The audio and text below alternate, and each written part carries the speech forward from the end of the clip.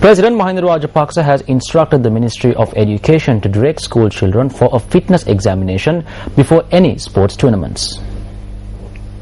Presidential Media Coordinating Secretary Vijayananda Herath says that the Ministry of Education, Health and Sports have been instructed to formulate an effective joint program for this purpose.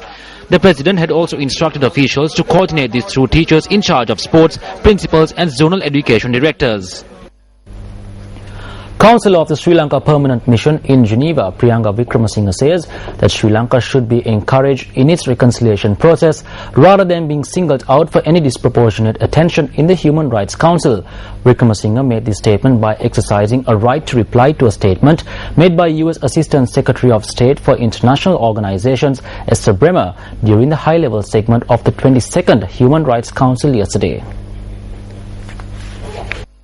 Esther Bremer, the U.S. Assistant Secretary of State for International Organizations, speaking at the 22nd UN Human Rights Council session in Geneva yesterday, said that the Council's work remains unfinished so long as Sri Lanka continues to fall short in implementing the recommendations of its own Lessons Learned and Reconciliation Commission report or in addressing the underlying sources of its long-standing ethnic conflict.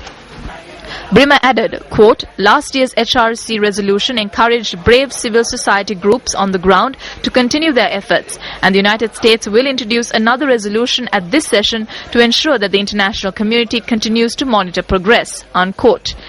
In response, Councillor of the Sri Lanka Permanent Mission in Geneva, Priyanka Wickramasinghe, said that Sri Lanka is implementing a comprehensive process of reconciliation involving all communities based on the National Action Plan on the implementation of the recommendations of the LLRC. Speaking yesterday, Wickramasinghe said that Sri Lanka strongly rejects any unfair, unbiased, unprincipled and unjust approach that may be adopted by the Human Rights Council towards the protection and promotion of human rights of Sri Lanka.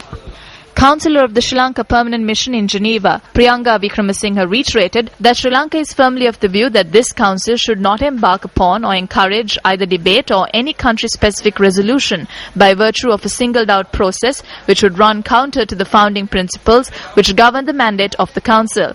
Wickramasinghe said doing so will clearly reflect an application of double standards.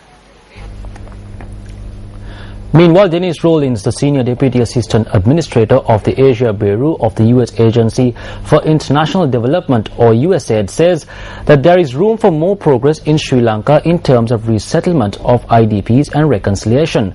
She made this observation during a media briefing convened in Colombo today.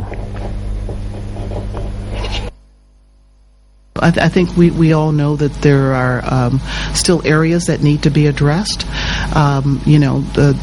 In terms of some of the resettlements, I mean, some have been resettled, but others are still not on their land. There are serious land issues, serious security issues, particularly for women in the north. So there's a lot of progress that's been made, but there is room for more